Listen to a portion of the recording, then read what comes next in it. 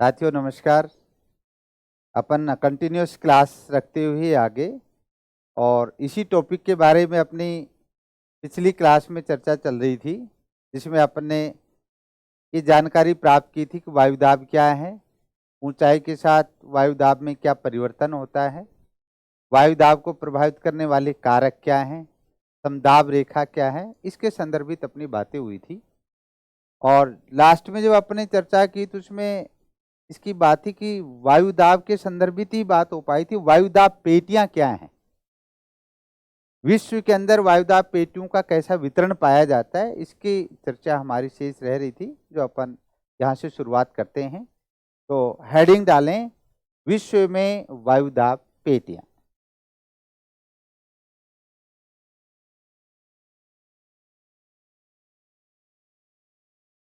विश्व में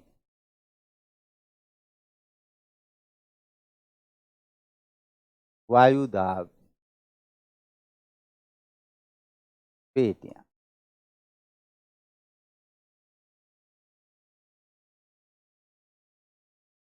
pressure belt,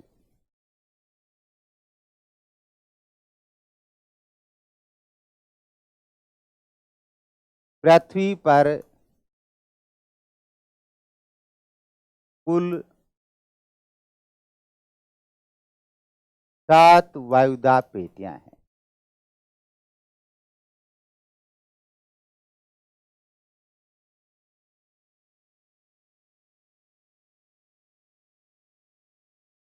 पूरी पृथ्वी के ऊपर जब अपन देखते हैं प्रेशर बेल्ट का वितरण, तो उसमें पता चलता है कि टोटल 7 वायुदाब पेटियां हैं।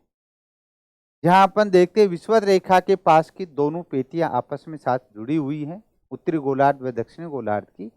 बाकी की जो 3 वायुदाब पेटियां हैं, उसमें अपन कहें 3 वायुदाब पेटी उत्तरी गोलार्ध में है और 3 वायुदाब पेटी दक्षिण गोलार्ध में स्थित है। तो देखिए एक बार तो अपन इसको देखते हैं कि टोटल ये 7 वायुदाब पेटियां कौन सी हैं। और पूर्व वाली क्लास में अपनी चर्चा हुई थी, तापमान और वायुदाब में उल्टा संबंध है, लेकिन 4 वायुदाब पेटियां ऐसी भी हैं जो तापमान के कारण विकसित नहीं हुई, वो पृथ्वी की गति के कारण विकसित हुई हैं, तो उनको गतिजन वायुदाब पेटियों के रूप में जानते हैं। एक बार देखें कि टोटल वायुदाब पेटियां किस रूप में हैं। साथ देखिए आप, जो निम्न है।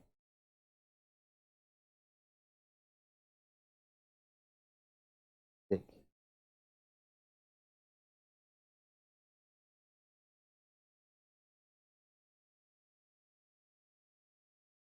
वायुदाब पेटियां, इनको 2 पार्ट में डिवाइडेशन कर दिया है। आपके सामने देखिए, इसमें ए लिख दिया, इधर ए तापजन्य वायुदाब पेटियां, यानी यहां उन पेटियों की बात करेंगे अपन जो तापमान आधारित, तापमान के आधार पर विकसित हुई। और इस तरफ वाले भाग में आप देखिए बी गतिजन वायुदाब पेटियां।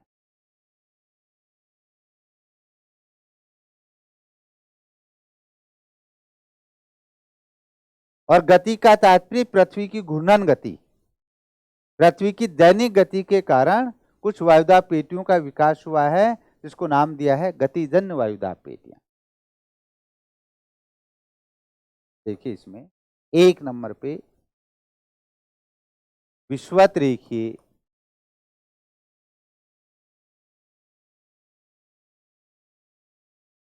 निम्न वायुदाब पेटी,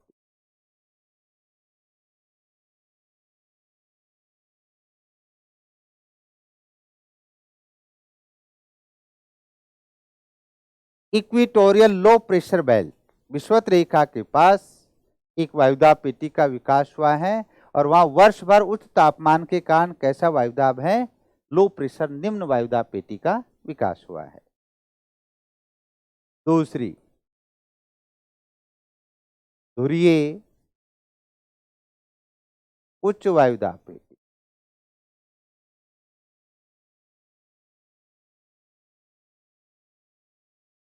और इसके आगे लिख दे ब्रैकेट में उत्तरी गोलार्ध में। ध्रुव उत्तर में भी है, ध्रुव दक्षिण में भी है।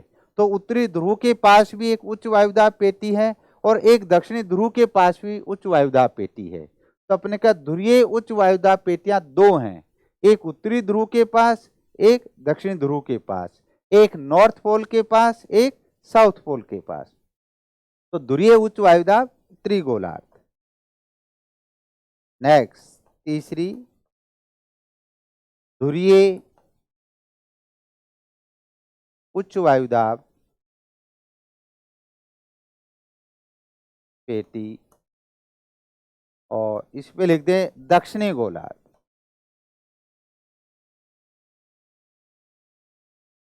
या ऐसा भी कह सकते हैं दक्षिणी ध्रुव के पास, ये नॉर्थ पोल के पास, ये साउथ पोल के पास। तो नाम दोनों का एक ही है, लेकिन एक उत्तरी गोलार्ध में है, एक दक्षिणी गोलार्ध में स्थित है। और इन तीनों वायुदाब पेटियों का विकास तापमान के आधार पे हुआ है। अब देखिए इधर 4 नंबर पे, और जिसको अपन किसके नीचे लिख रहे हैं, डायनेमिक प्रेशर बेल्ट यानी गतिजन्य वायुदाब पेटियां। इसमें देखिए आप गतिजन्य में लिख रहे हैं अपन एक, ये 3 के बाद कंटिन्यूस 4 नंबर पे लिख रहे हैं अपन उपोष्ण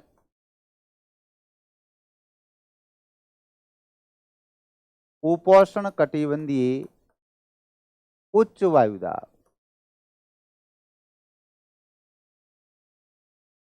उच्च वायुदाब पेटी, और इसको ब्रैकेट में लिख देना उत्तरी गोलार्ध में।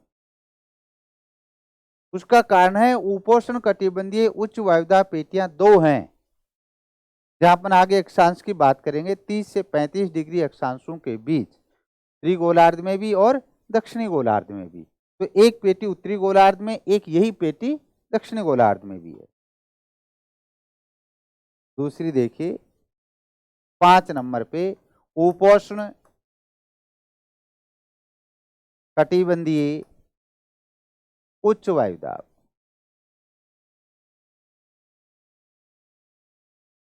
उच्च वायुदाब पेटी, और ये कहाँ है, ये दक्षिणी गोलार्ध में। पेटियों का नाम एक ही है, एक नॉर्थ हेमिस्फेयर, एक साउथ हेमिस्फेयर।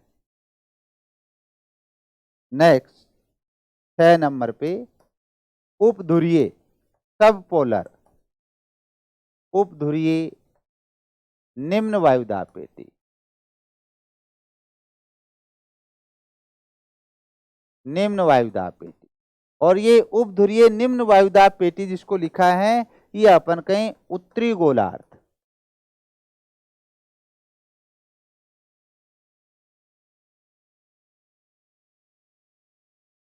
उत्तरी गोलार्ध। और अंतिम जो 7 नंबर पे आपके सामने है, उपध्रुवीय निम्न वायुदाब पेटी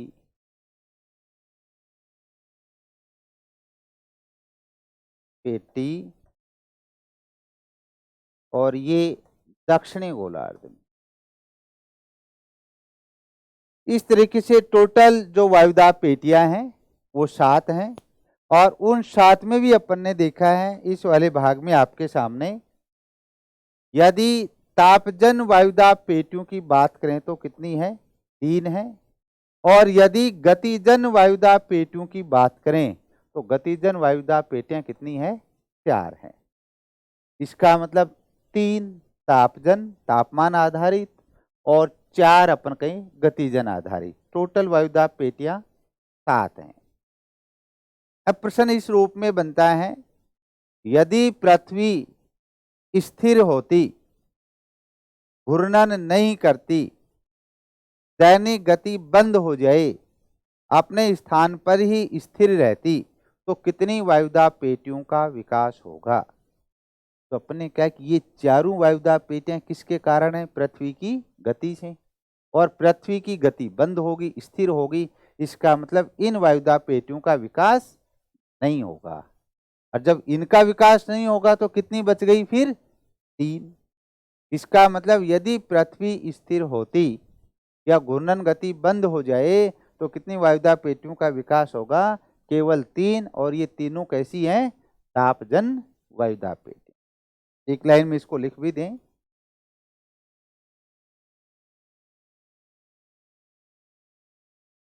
प्रश्न आपके सामने लिख दिया एक, यदि पृथ्वी स्थिर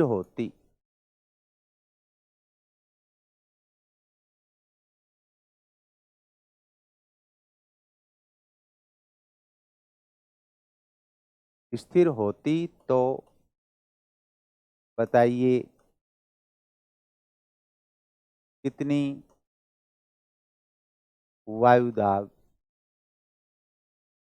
पेटियों का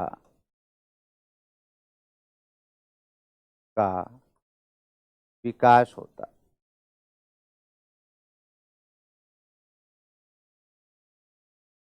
और इसका आंसर क्या है? 3।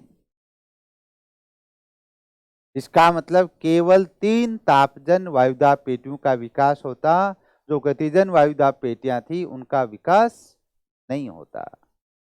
ध्यान रखना, ये काल्पनिक अजम्पशन आधारित भी प्रश्न बनते हैं इस रूप में आपके सामने।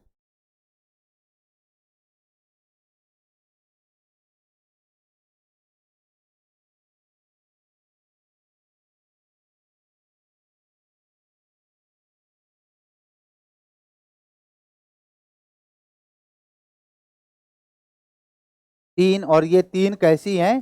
तापजन वायुदाब पेटी, इन्हीं का विकास। अब देखिए आप एक डायग्राम के अंदर किस रूप में टोटल 7 वायुदाब पेटियां हैं, और अब अपना एक एक वायुदाब पेटी से जो प्रश्न रहे हैं उसमें आप देखिए कौन सी वायुदाब पेटी किन अक्षांशीय स्थिति में है, वहां कैसा वायुदाब मिलता है, तापमान की कैसी स्थिति है, या उस वायुदाब पेटी की कोई खास विशेषता क्या है, उससे संदर्भित।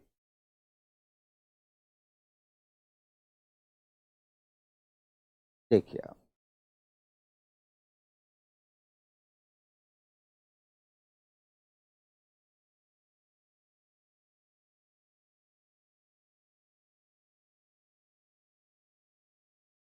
ये पृथ्वी है आपके सामने।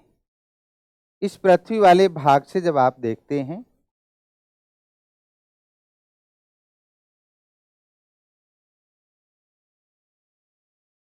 पृथ्वी, और पृथ्वी के ऊपर टोटल जो अपने कहा 7 वायुदाब पेटियां किस रूप में विकसित हुई हैं, देखिए आप।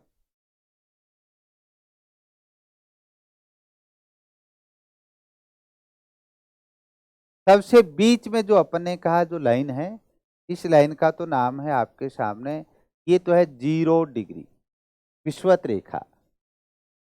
बारीक पेन है, ठीक दिख जाएगा, इस दिख रहा है 0 डिग्री, जिसको विषुवत रेखा या भूमध्य रेखा कहते हैं।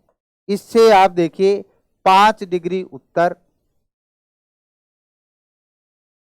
और 5 डिग्री दक्षिण,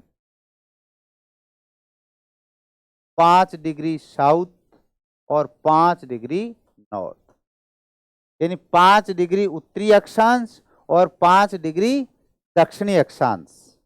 इन वाले भागों के बीच में एक वायुदाब पेटी का विकास हुआ और जिसको नाम रखा विषुवत रेखीय निम्न वायुदाब पेटी। आगे लिखेंगे नाम, इस पर देखें आप।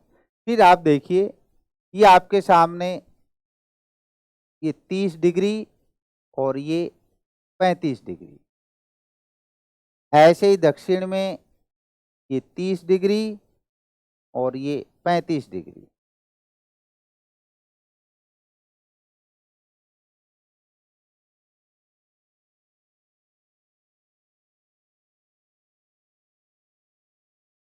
फिर देखिए आप इसमें ये 60 डिग्री और ये 65 डिग्री,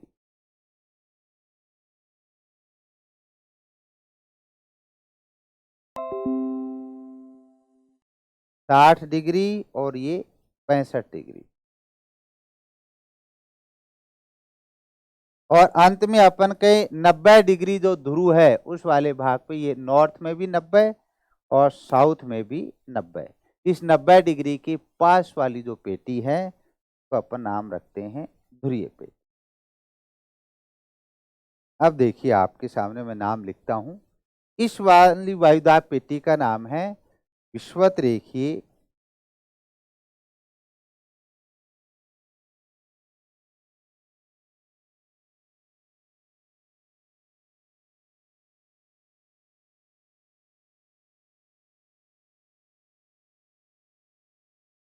विषुवत रेखीय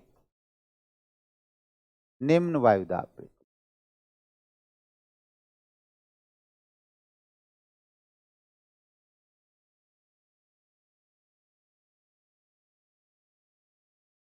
इक्वेटोरियल लो प्रेशर बेल्ट विषुवत रेखा के 5 डिग्री उत्तर व 5 डिग्री दक्षिणी अक्षांशों के बीच, यदि देखिए आप इसमें ये 0, ये 5 डिग्री नॉर्थ, ये 5 डिग्री साउथ, कम दिख रहा होगा, ये 30, ये 35, ये 60 और ये 65। इसी तरीके से दक्षिण में भी ये 30, ये 35, ये 60 और ये 65। और उत्तर में आप देखें तो ये 90 डिग्री और दक्षिण में भी देखें तो ये 90 डिग्री। तो ये अक्षांशीय विस्तार की जो बात कर रहे हैं ये नॉर्थ लैटिट्यूड और इधर दक्षिण की तरफ साउथ लैटिट्यूड, उत्तरी अक्षांश और दक्षिणी अक्षांश। तो विषुवत रेखा से 5 डिग्री उत्तर व 5 डिग्री दक्षिण अक्षांश के बीच एक निम्न वायुदाब की पेटी जिसको नाम रखा विषुवत रेखीय। फिर देखिए आप अगली जो वायुदाब पेटी है उपोष्ण कटिबंधीय उच्च वायुदाब पेटी।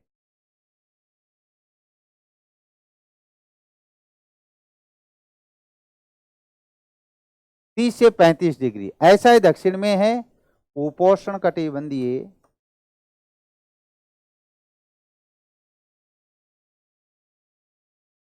उच्च वायुदाब पेटी। सब ट्रॉपिकल हाई प्रेशर बेल्ट 30 से 35 डिग्री दोनों गोलार्ध के अंदर। फिर देखिए आप उपध्रुवीय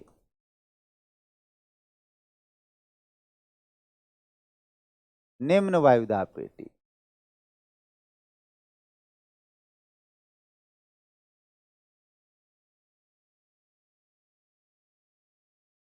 सब पोलर लो प्रेशर बेल्ट उपध्रुवीय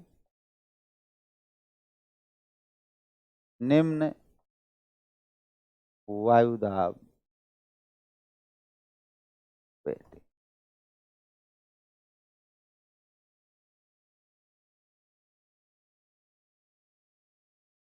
और लास्ट में जो ध्रुव वाले भाग के पास जिसको अपन ने कहा ये जो बेल्ट है, ये जो पेटी है दोनों तरफ, इसको नाम दिया जाता है ध्रुव के पास वाली को, जिसको कहते हैं ध्रुवीय उच्च वायुदाब पेटी।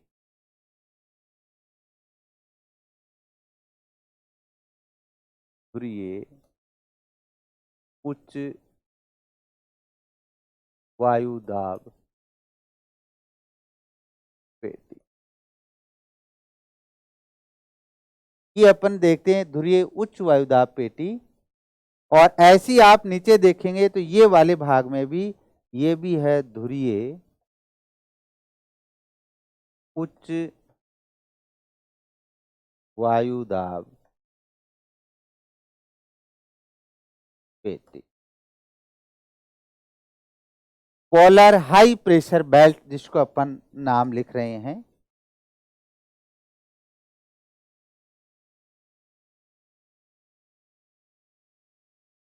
टोटल जब अपन देख रहे हैं तो जहां अपन कहें 1 2 3 4 5 6 7 7 वायुदाब पेटियां हैं। इन 7 वायुदाब पेटियों में 0 से 5 उत्तर, 0 से 5 दक्षिण, ये वायुदाब पेटी दोनों गोलार्ध की एक साथ जुड़ी हुई है।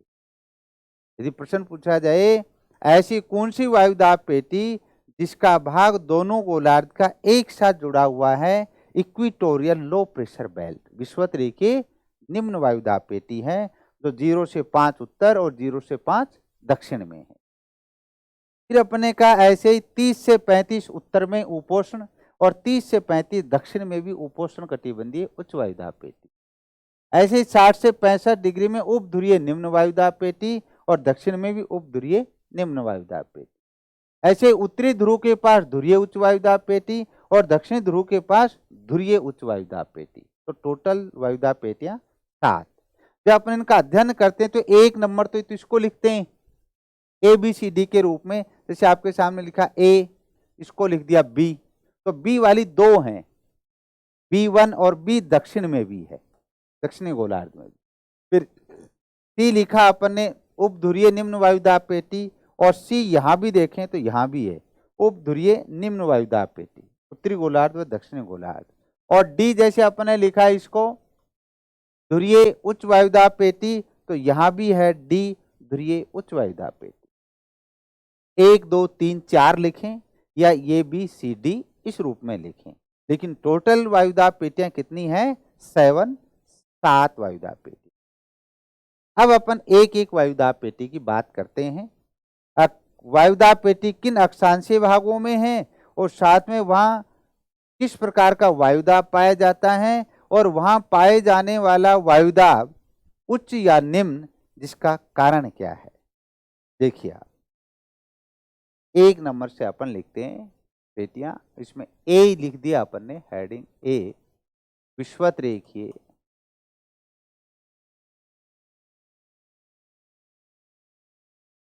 निम्न वायुदाब पेटी।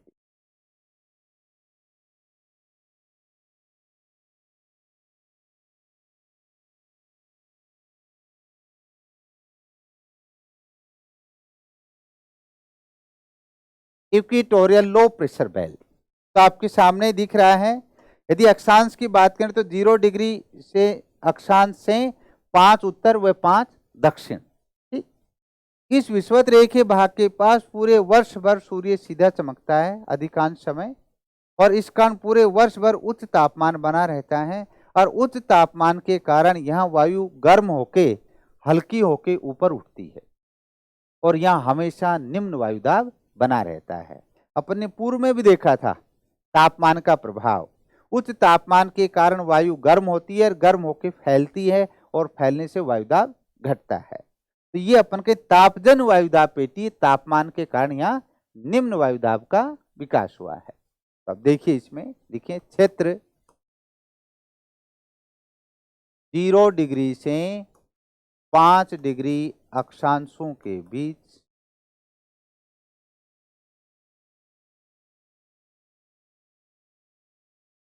दोनों गोलार्ध में।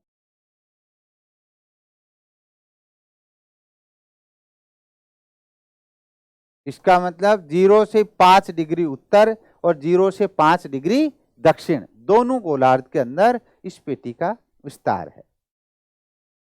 दोनों गोलार्ध में। आगे लिखना, यहां वर्ष भर उच्च तापमान होने के कारण निम्न वायुदाब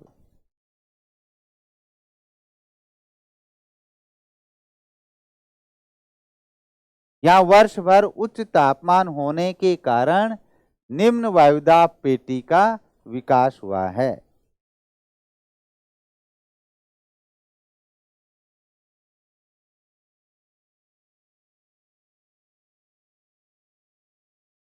यहाँ वर्ष भर उच्च तापमान होने के कारण निम्न वायुदाब पेटी का विकास हुआ है। यानी उच्च तापमान के कारण वायु गर्म होती है, गर्म होके ऊपर उठती है, फैलती है, और जिसके कारण अपन कहीं वायुदाब कम बना रहता है। तो ये अपन कहीं कैसी पेटी है? तापजन वायुदाब पेटी। तो इसे हम लिख दें पेटी का विकास हुआ है, अतः यह तापजन्य वायुदाब पेटी है।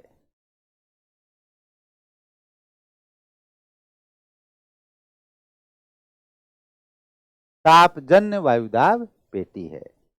तापमान के आधार पर ही इस पेटी का विकास हुआ है, जो आपके सामने इस वाले भाग में नजर आ रही है। अब देखिए सेकंड 2 नंबर वाली,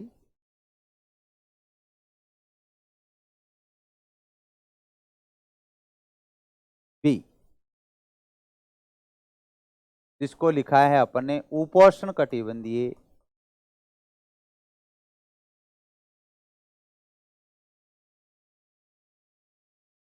उपोष्ण कटिबंधीय उच्च वायुदाब पेटी।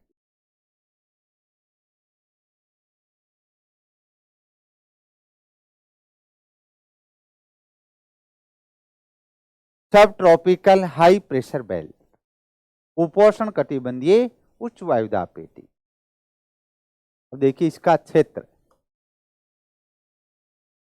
30 डिग्री से 35 डिग्री अक्षांशों के बीच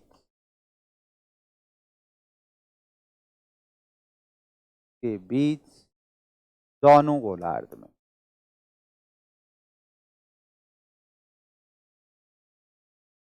पाई जाती है।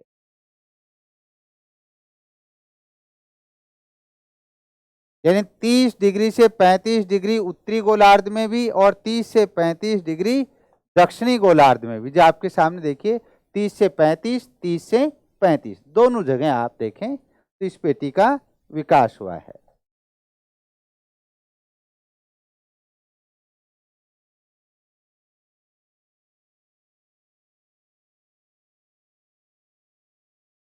लेकिन जहां अपन ने पहली पेटी की बात की वहां तापमान के आधार पर उस पेटी का विकास हुआ था, लेकिन यहां देखिए आप, और इस पेटी को लिखा उपोष्ण कटिबंधीय उच्च वायुदाब पेटी। ये इस पेटी का विकास क्यों हुआ है, यह यदि आप देखेंगे इस वाले पार्ट में तो देखिए आप, यहां पूरे वर्ष भर उच्च तापमान के कारण वायु गर्म होके और आप देखें तो ऊपर उठती है। इसका कारण समझ में आए किस रूप में। हालांकि प्रेशर एंड विंड, वायुदाब और पवने दोनों इंटर रिलेटेड टॉपिक हैं, क्योंकि पवने उच्च वायुदाब से निम्न वायुदाब की तरफ चलती हैं। जो अपन कहें कि इस वाले भाग में जो ये उच्च वायुदाब है या निम्न वायुदाब है या उच्च वायुदाब है, तो पवने इधर उच्च वायुदाब से निम्न वायुदाब के रूप में ऐसे पवने चलती हैं। और ये पवने व्यापारिक पवने हैं, ट्रेड विंड हैं। जो अगला अपना टॉपिक आएगा विंड सर्कुलेशन से संदर्भित, तो वहां चर्चा होगी। धरातल के पास अपन के इस तरीके से जो पवने चलती हैं, उपोष्ण कटिबंधीय उच्च वायुदाब पेटी उत्तर, उपोष्ण कटिबंधीय उच्च वायुदाब पेटी दक्षिण, दोनों तरफ से जो पवने चलती हैं उनको नाम दिया जाता है ट्रेड विंड, व्यापारिक पवन। और ये पवने जब इस विषुवत रेखा निम्न वायुदाब पेटी के पास पहुंची तो इस वाले भाग में पूरे वर्ष भर उच्च तापमान के कारण वायु गर्म हुई और गर्म होके ऊपर उठी, और ऊपर उठ के धीरे धीरे ठंडी होके और पृथ्वी के घूर्णन गति के प्रभाव से आके और यहाँ उतरती है। देखिए इस रूप में धीरे धीरे और इस वाले भाग। जब ये विंड वाला टॉपिक आएगा तब अपन फिर इसकी चर्चा करेंगे आपके सामने। इसका मतलब विषुवत रेखे भागों के पास से जो वायु गर्म हुई वो ऊपर उठी, ठंडी हुई, ठंडी होकर पृथ्वी के घूर्णन गति के प्रभाव से उपोष्ण कटिबंधीय उच्च वायुदाब पेटी में ऊपर से नीचे उतर रही है, अवरोहण हो रहा है, अवतलन हो रहा है। फिर देखिए आप इसमें, यहां जब आप देखेंगे दूसरी इस वाले भाग में, यहां से उपोष्ण उच्च वायुदाब है, ये निम्न वायुदाब है। यहां भी देखें तो उच्च वायुदाब है, तो यहां से पवने ऐसे चलती हैं, ये ध्रुवीय पवने हैं, और यहां से पवने ऐसे चलती हैं, ये पछवा पवने हैं। और ये किस रूप में तिरछे मुड़ रही हैं, जो फेरल के नियमानुसार जो अपन आगे बात करेंगे। यहाँ केवल अपन प्रेशर बेल्ट की बात करते हैं, किस पेटी के अंदर निम्न या उच्च वायुदाब का विकास क्यों हुआ है।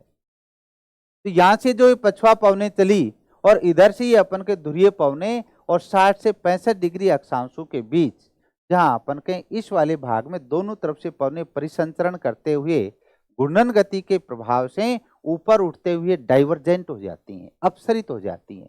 देखिए इस वाले भाग से ऐसे गई, ये इधर से ऐसे आई और ये ऊपर उठी, ये, और देखिए आप ये और इस वाली टर्म को नाम दिया जाता है अपसरण। ऊपर उठते हुए अपसरण, डाइवर्जेंट, विपरीत दिशा में जाना, ये अपसरण होता है। आमने सामने आना, अभिसरण होना, कन्वर्जेंस। तो यहाँ पवनें ऊपर उठते हुए क्या हो रही हैं? अपसरित हो रही हैं, और अपसरित होने के कारण यहाँ लगातार निम्न वायुदाब की पेटी का विकास होता है। और इस वाले भाग से ये पवनें देखो यहाँ के यहाँ उतरी, और इधर से अपन के ये उपध्रुवीय भाग से पवन जो ऊपर उठती अपसरित हुई, वो कहाँ आके उतरी? ध्रुव वाले भाग में। ये जो पवनों से संदर्भित जो अपन कहें शैल कोशिका के रूप में बनती हैं, धरातल के पास एक निश्चित दिशा में चलते हुए ऊपरी वायुमंडल में विपरीत दिशा में चलते हुए एक साइकिल बनता है, चक्र बनता है। उस चक्र को शैल कोशिका कहा जाता है। और यही कोशिका के संदर्भित जो बात है, जो विंड से संबंधित, वो अपन आगे चर्चा करेंगे। लेकिन यहां अपन ने कहा इस वाले भाग में निम्न वायुदाब क्यों हुआ? या उच्च तापमान के कारण वायु गर्म होके, हल्की होके ऊपर उठती है, तो ये ऊपर उठ रही है। गर्म होकर होकर ऊपर उठना।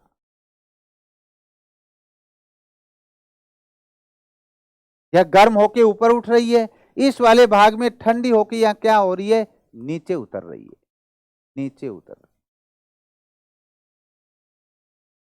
दोनों तरफ से देखें तो पवनें ऊपर से नीचे उतर रही हैं। कहां? उपोष्ण कटिबंध। सब ट्रॉपिकल जोन में तापमान अधिक होने के बाद भी वायु के अवतलन होने से या वायु के अवरोहण होने से या अपन के वायु के नीचे उतरने के कारण यहाँ उच्च वायुदाब का विकास है, और ये पृथ्वी की घूर्णन गति का प्रभाव है। ऐसा ही दक्षिण में है, ऐसा ही उत्तर में। और फिर आप देखिए उपध्रुवीय निम्न वायुदाब पेटी में जहाँ दोनों तरफ से जो पछुआ और व्यापारिक ध्रुवीय पवनें आती हैं, वो दोनों पवनें टकराकर और ऊपर उठते हुए डाइवर्जेंट हो रही है, जो अपसरण हो रहा है।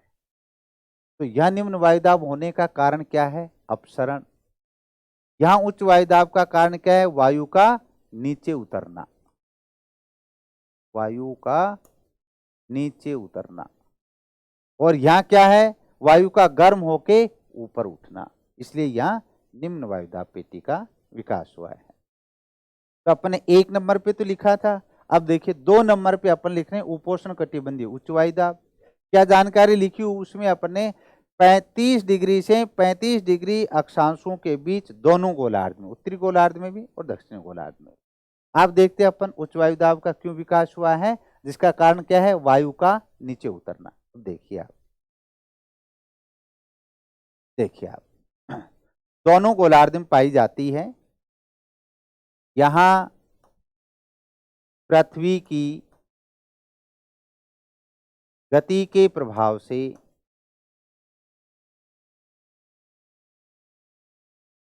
वायु के नीचे उतरने से या अवरोहण कहें, या इसको वायु का अवतलन भी कह सकते हैं, अवतलन कहें या अवरोहण कहें।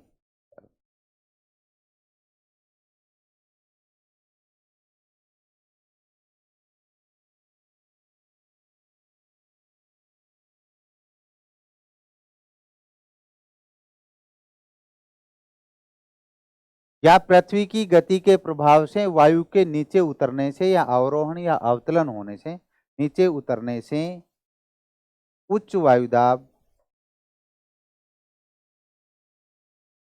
वायुदाब पेटी का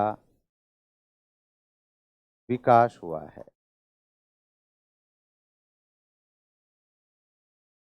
बहुत बार ये प्रश्न पूछा जाता है, उपोष्ण कटिबंधीय उच्च वायुदाब पेटी में उच्च वायुदाब का कारण क्या है?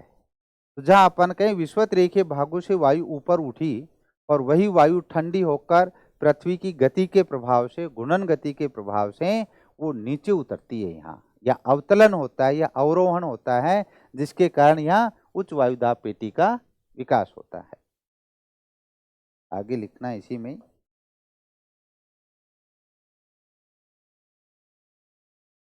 इस वायुदाब पेटी को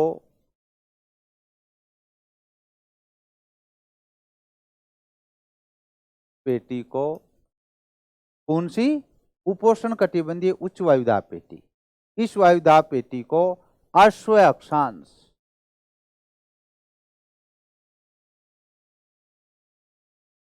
ऑब्लिक हॉर्स अक्षांश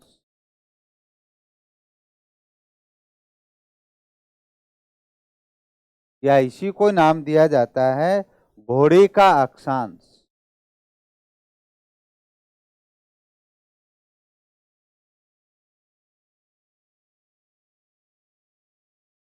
और अश्व जिसको अपन ने इंग्लिश के टर्म में हॉर्स लिखते हैं, तो अश्व अक्षांश भी कह सकते हैं या घोड़े का अक्षांश भी कह सकते हैं या हॉर्स अक्षांश भी कहते हैं।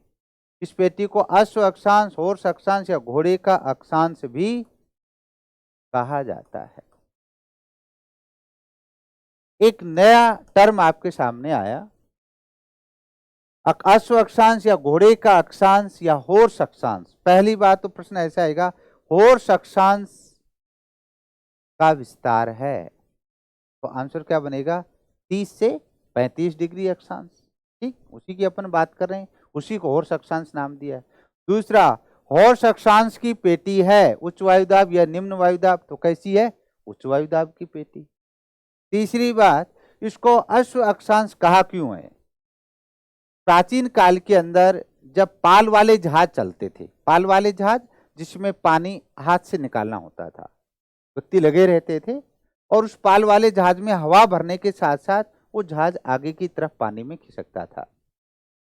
प्राचीन काल में स्पेन से, जो यूरोप महाद्वीप का देश है, स्पेन से एक जहाज में घोड़े लादकर और अमेरिका की तरफ ले जाया जा रहा था।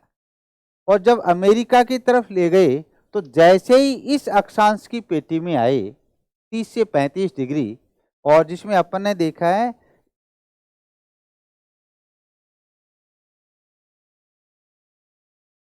इस अक्षांश की पेटी में आए जहां उच्च वायुदाब है और यहां वायु क्या होती है? ऊपर से नीचे उतरती है। तो जैसे ही जहाज इस अक्षांश के क्षेत्र में आया तो वायु ऊपर से नीचे उतरने से जहाज पर वायु का प्रेशर बढ़ गया, दबाव बढ़ गया, और जिसके कारण जहाज आगे खिसकना धीरे धीरे गति धीमी हो गई और आगे खिसकना मुश्किल हो गया। तो वो जहाज को हल्का करने के लिए कुछ घोड़ों को समुद्र में फेंक दिया और इसी घटना के आधार पर इसको नाम क्या दिया जाने लगा? हॉर्स अक्षांश या अश्व अक्षांश कहा जाता है।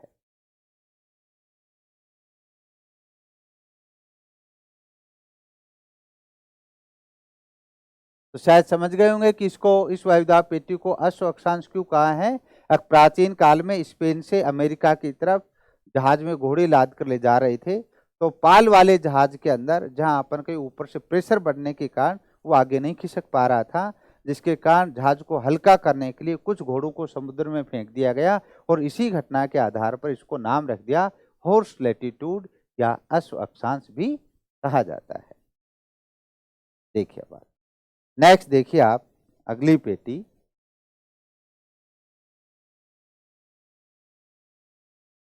सी।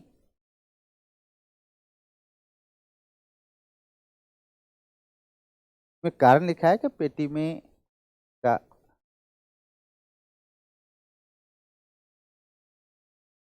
हाँ, वायु के नीचे उतरने से उच्च वायुदाब, सही है, लिखा है।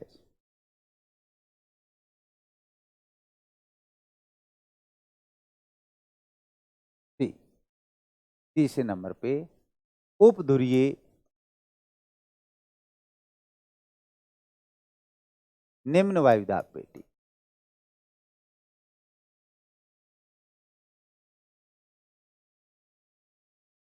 उपध्रुवीय निम्न वायुदाब पेटी,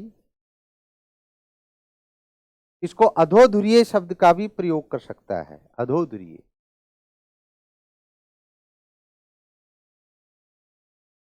अधोध्रुवीय निम्न वायुदाब पेटी, सब पोलर लो प्रेशर बेल्ट, ध्रुव के पास सब पोलर एरिया जिसको कह रहे हैं लो प्रेशर बेल्ट, क्षेत्र कहाँ है इसका? 60 से 65 डिग्री अक्षांशों के बीच अक्षांशों के बीच दोनों गोलार्ध में।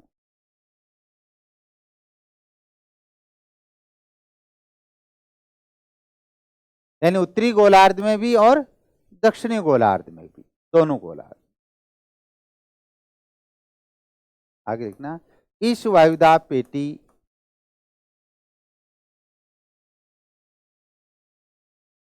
पेटी में निम्न वायुदाब, लो प्रेशर, निम्न वायुदाब का विकास हुआ है,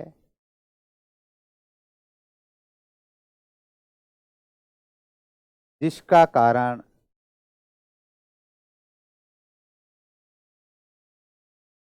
क्या कारण है इसमें निम्न वायुदाब का विकास होने का, जिसका कारण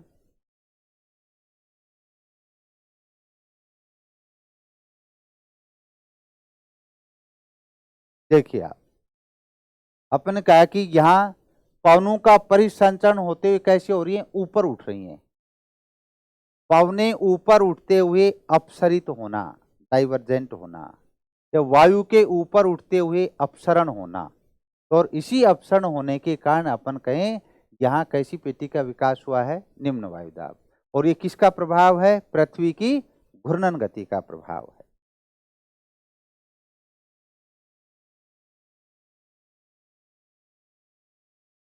ये लिखा आपने, जिसका कारण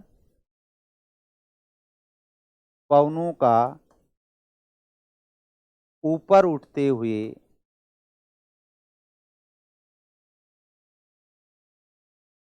अपसरण होना, अपसरण होना है, डाइवर्जेंट।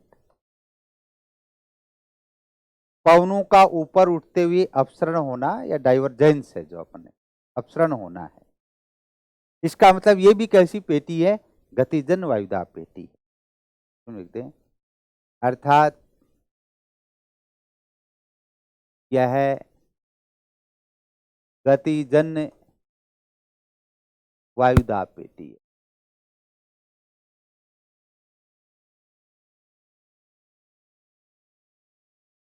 और अंतिम जो अपन कहीं अपनी जो 4 नंबर को लिखा था डी,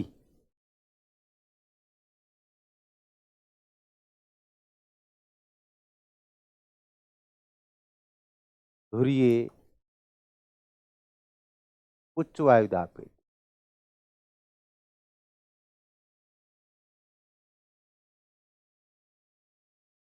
ध्रुव के पास की जो वायुदाब पेटी है, ये उत्तरी गोलार्ध में भी है, दक्षिणी गोलार्ध में भी, यानी नॉर्थ पोल के पास भी और साउथ पोल के पास भी। लिखना इसमें, उत्तरी ध्रुव व दक्षिणी ध्रुव के पास उच्च वायुदाब पेटी का विकास हुआ है।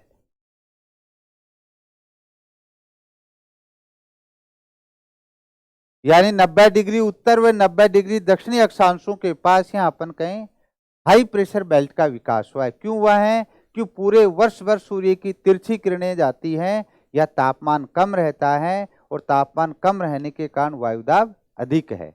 इसका मतलब ये भी कैसी वायुदाब पेटियां हैं, तापदिन वायुदाब पेटियां हैं। यहां वर्ष भर निम्न तापमान होने के कारण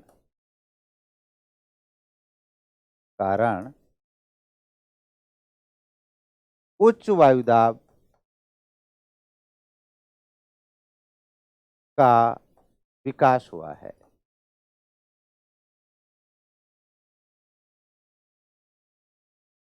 इसका मतलब पूरे वर्ष भर या आप देखें तो निम्न तापमान रहता है, और निम्न तापमान के कारण उच्च वायुदाब का विकास होता है।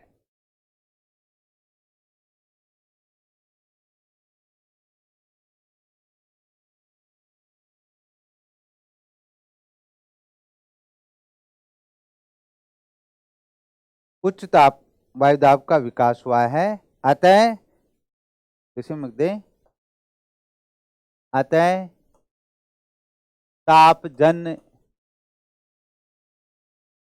वायुदाब पेटी है।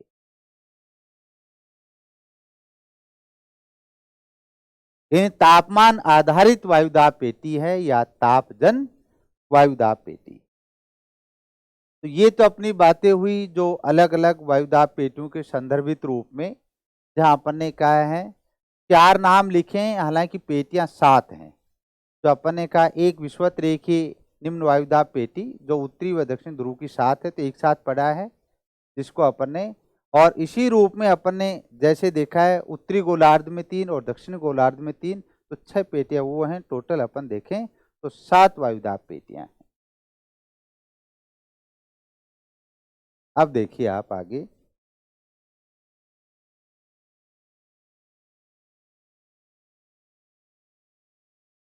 इसी में लिखना वायुदाब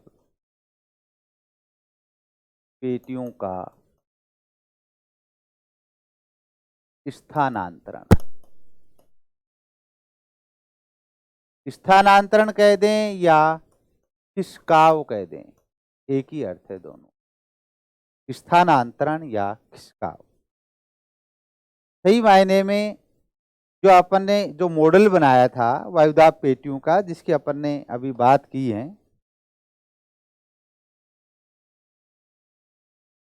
ये जो आपके सामने जो मॉडल है ये आदर्श स्थितियों का है।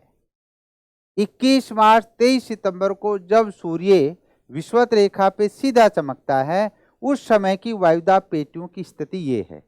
लेकिन जहां अपन के पृथ्वी सूर्य के चारों तरफ चक्कर लगाती है, तो एक वर्ष में जब आप देखते हैं तो अलग अलग स्थितियां होती हैं। कभी सूर्य उत्तरायण जाता है जो कर्क रेखा तक चमकता है 21 जून को, कभी सूर्य दक्षिणायन स्थिति में होता है तो 22 दिसंबर को मकर रेखा पे चमकता है।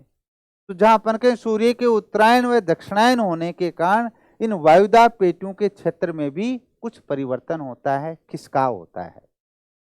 और जब सूर्य उत्तरायण होता है तो समस्त वायुदाब पेटियों के अंदर 5 डिग्री तक सभी वायुदाब पेटियां उत्तर की तरफ खिसक जाती हैं। और जब सूर्य दक्षिणायन होता है तो सभी वायुदाब पेटियां 5 डिग्री दक्षिण की तरफ खिसक जाती हैं। और ये आदर्श स्थिति है। देखिए इसमें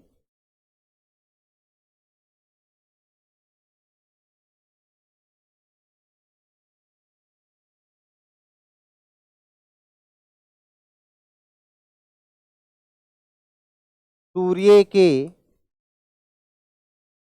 उत्तरायण होने से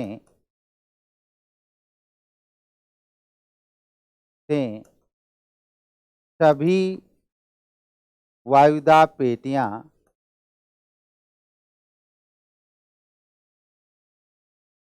5 डिग्री उत्तर की ओर तथा सूर्य के दक्षिणायन होने से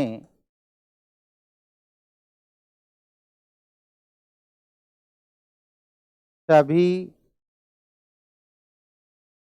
वायुदाब पेटियां 5 डिग्री दक्षिण की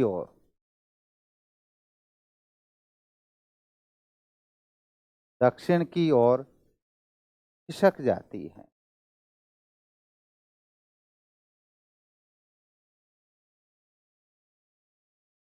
किससे खिसक जाती हैं? अपनी आदर्श स्थितियों से। जैसे अपन ने कहा विषुवत रेखीय निम्न वायुदाब पेटी 0 से 5 डिग्री उत्तर व 5 डिग्री दक्षिण है। लेकिन जैसे सूर्य उत्तरायण जाएगा तो 0 से 5 दक्षिण वाला पार्ट और ऊपर चला जाएगा, तो 0 से 10 डिग्री उत्तरी अक्षांश के बीच विषुवत रेखीय निम्न वायुदाब पेटी स्थापित हो जाएगी।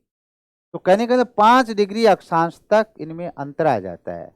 उत्तरायण होने से 5 डिग्री उत्तर की ओर, दक्षिणायन होने से 5 डिग्री दक्षिण की ओर खिसक जाती हैं। और जब वायुदाब पेटियां खिसकती हैं तो अपन कहीं पवन पेटियों में भी खिसकाव होता है, और उसके कारण जब अपन कहें वायुदाब या पवन पेटियों के खिसकाव से विश्व में एक विशेष प्रकार की जलवायु है जिसका नाम है भूमध्य सागरीय जलवायु। तो भूमध्य सागरीय जलवायु के विकास में जो मूल रूप से योगदान किसका है, वायुदाब पेटियों के स्थानांतरण से। और उसी के कारण अपन कहें, जहां अपन कहें भूमध्य सागरीय जलवायु में शीत ऋतु में वर्षा होती है, क्योंकि जब शीत ऋतु जैसे सभी पेटियां दक्षिण की तरफ खिसकती हैं तो उपोष्ण कटिबंधीय उच्च वायुदाब वाला जो क्षेत्र होता है 30 से 35 वाला, वो पछुआ पवनों के क्षेत्र में आ जाता है और शीत ऋतु में वहां वर्षा होती है। तो एक अपने आप में यूनिक अलग जानकारी इसके साथ जुड़ी हुई है। अब वायुदाब पेटियों के स्थानांतरण से किस जलवायु प्रदेश का विकास होता है, भूमध्य सागरीय जलवायु प्रदेश का विकास होता है। तो इसी में आगे लिख दें आप,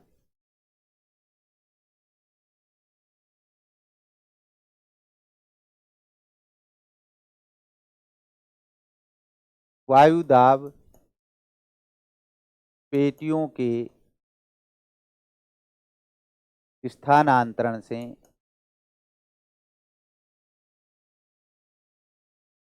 भूमध्य सागरीय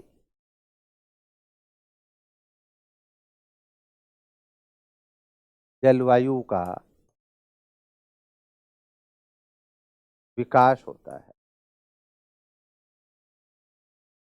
वायुदाब पेटियों के स्थानांतरण से भूमध्य सागरीय जलवायु का विकास हुआ है।